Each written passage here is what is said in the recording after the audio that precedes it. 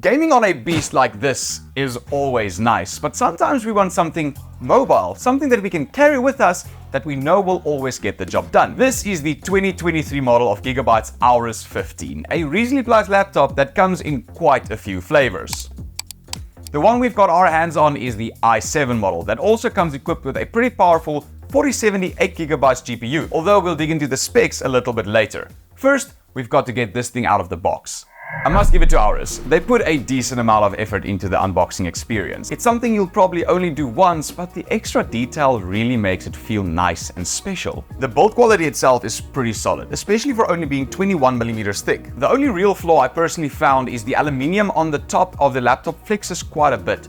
The aluminium chassis does feel more rigid, and combined with the solid plastic piece around the keyboard, the laptop does feel like good, proper quality. It's got a pretty stealthy design as far as gaming laptops go, with a mostly black colorway. There's this beautiful silver eagle badge on the top and a lot of nice little accent details that you'll notice when you look closely. Although, don't look too closely, it's a bit of a fingerprint magnet. One of my favorite details is the little design they went with on the trackpad, although I'll probably never really use it. Not only because gaming on trackpads doesn't really work, it's also a pretty stiff trackpad. Now, given it will probably loosen up over time, but honestly, I'm a mouse person, so I'll just be using my mouse. The keyboard itself on the Aorus 15 doesn't have a numpad, like most other laptops. The keyboard does compare to a well-built keyboard like you find in MacBooks, but it's not at that same price premium. The keyboard doesn't have too much flex in it, and the travel distances between the keys are pretty nice. Overall, I rate it an 8 out of 10 when it comes to laptop keyboards.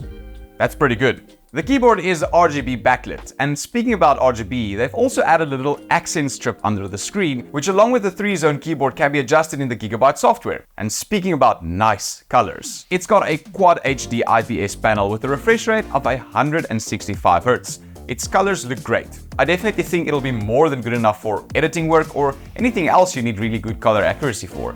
And as for the gaming experience, I have no complaints there either. It looks fantastic. And speaking about things that are fantastic, or maybe not, let's dig into the specs of this device. This model has an i7-13700H and an RTX 4070 8GB. It's got 16GB of DDR5 RAM and a 1TB SSD for storage, which is more than enough for most games. It easily runs most gaming titles above 60 FPS in 1440p, and temps-wise the laptop stayed relatively cool, maxing out at around 75 degrees Celsius, but that does heavily rely on your fan curves, which you can tweak in the Gigabyte software. My editor said he thinks more RAM would be good, but that's only coming from an editor's perspective. For most people doing schoolwork and some after-work tasks, this will be more than enough. One last thing that I think is definitely worth mentioning is the port layout. For USB, it has 3 3.2 Type-A ports, 1 3.2 Type-C port, and a Thunderbolt 4 port, which does support power delivery, in case you don't want to drag that big charger around on days where you weren't going to be gaming on it. It also has an HDMI 2.1, a mini display 1.4, Ethernet, and a headphone jack. I do like the placement of most of these ports, especially the ones on the back. It just looks so much cleaner on your desk with things like HDMI and chargers hidden away. Overall, I like it.